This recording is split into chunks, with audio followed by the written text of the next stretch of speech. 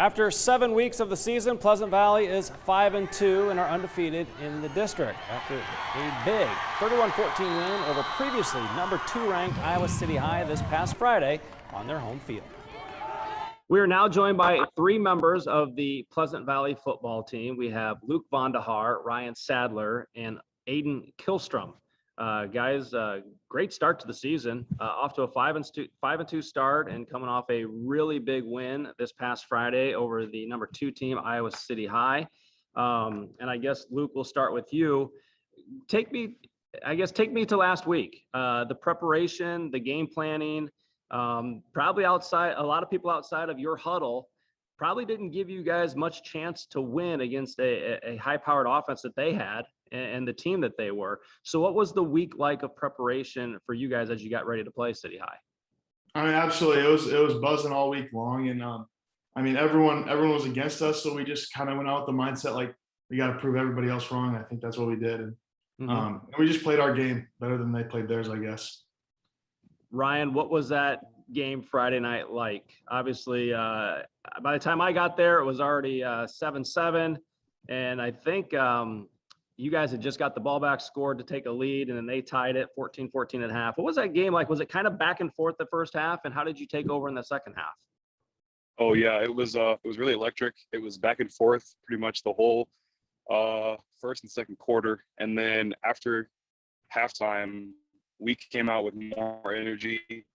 We were really electric. We were really hyped the whole time, and you could just tell with each of our with the way we took the field, you could tell that, you know, we kind of felt like we were better than them and we were ready to dominate and win the game. Aiden, being at home, having that home crowd, the home support, did that help in this game? Absolutely. Yeah, the stakes were super high. Everybody showed out for the game. Everybody you knew was there. The student section was going crazy. And having that hometown support really helps out in these type of wins. I don't know. I mean, the result could have been different if we were up at Iowa City High, but it was really nice having everyone backing us and our student section being there, and the feel was really great. And I think it helped us be in the right mindset to win the game. Luke, when it was all said and done and you look at the scoreboard and it's 31-14, what was going through your mind? Was there shock? Was there excitement? What was that when you see the final score? It's like, wow, we beat the number 2 team in the state. Yeah, just a little bit of everything was going through my mind. I was just super excited and ready to celebrate with my teammates because, like I said earlier, nobody thought we were going to win, but it was a great team win. Ryan, you guys have been without Barrett Lindmark for a few games now due to injury, and Caden has stepped up and done a great job. Kind of talk about how this offensive line has really come together and kind of helped this team progress offensively. Despite the fact you lost your quarterback early and you had somebody else step in. And I mean, offensively, you guys seem to still be firing on all cylinders. Yeah. Caden McDermott is a really great athlete. It really helps him when our O-line is really sound and we really execute when we need to.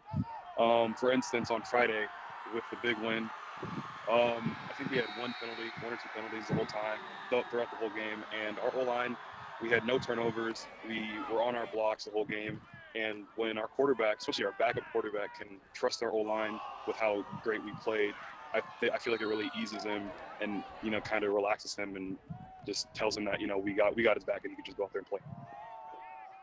Luke, what does that mean to you guys up front to be able to be as successful as you have been this year? Obviously, there was some expectations, not just for the team, but for the 5 up front. Obviously, you guys have been together, been through the war in the trenches for a while now. But did you feel like this group up front was going to be able to dominate this year? Yeah, I mean, yeah, absolutely. I mean, all preseason, like during the summer, we've been working really hard, and me, Kelly, and Sadler have been going to different camps and whatnot. And we had 2 juniors, Blaine Farmer and Tommy Jeffries, and they've been huge. They've been super successful. And they're just like easily adaptable group of guys, and especially with losing Barrett, just kind of like the bounce back because we don't have him to lean on anymore. So now the focus is more like leaning on us and helping Dermo achieve like success any way he can. Aiden, to have one man go down and still have another man step in and not miss a beat with this offense, the offensive line. Did you expect that?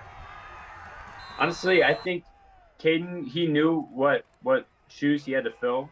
The coaches let him know. He knew he had to be focused. I mean, there were some hiccups initially, but all the coaching staff and all the players, we know who Caden is, and we knew he could step up and do his job. So I wasn't surprised. I knew that if we all trusted each other, he could step in and fill those shoes as needed, and he did exactly that. So we're really proud of him for doing his best and doing a great job. And next week when Barrett's going to be back, it's going to be nice to have him at running back and have our whole team back together, firing on all cylinders, and hopefully make it far into the postseason.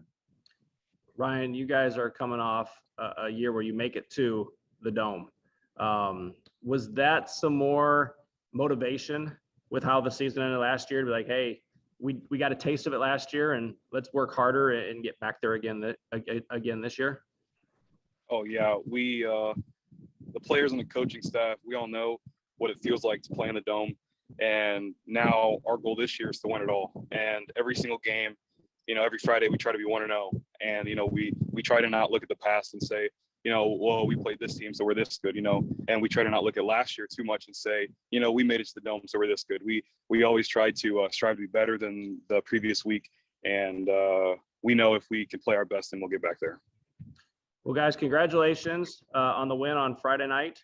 I got a couple games left. I know Dubuque Senior and then Iowa City West left on the schedule. Good luck in those games. Get a couple wins, and we'll definitely see you guys in the playoffs on that road back to the Dome. Thank you very much. Yeah. Thank you. It's halftime, still ahead, going the distance. The unique friendship between a junior high cross country runner and his running buddy. That's next on The Score Sunday.